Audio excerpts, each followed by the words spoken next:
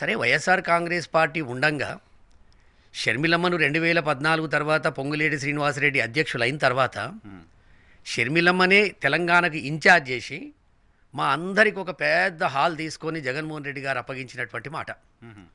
ఆమె పాపం ఒక సంవత్సరం మొత్తం ఓదార్పు యాత్ర చేసింది. శ్రీనివాసరెడ్డి గారు మేము అందరం కలిసి సుమారుగా తెలంగాణలో చనిపోయినటువంటి ఖమ్మం జిల్లా తప్ప మిగతా 9 జిల్లాల పాత జిల్లాలలో ఓదార్పు చేసింది. ఈమె తెలంగాణకు కట్టుబడి ఉంటుంది.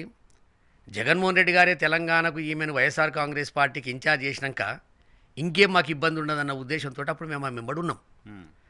సరే మళ్ళీ వచ్చింది, కొత్త నమూనా స్టార్ట్ చేసింది, కొత్త డ్రామా స్టార్ట్ చేసిందని అనుకున్నాం. ఎంతైనా రాజశేఖర రెడ్డి గారి బిడ్డ, మాట ఇస్తే మడమ తప్పదు, మడమ తిప్పదు. అటువంటి మనిషి అనుకొని మేమేం చేసినాం, జర ఉత్సాహంగా అప్పటికే జగన్మోహన్ రెడ్డి గారు 2014 ఎలక్షన్ల తర్వాత తెలంగాణలో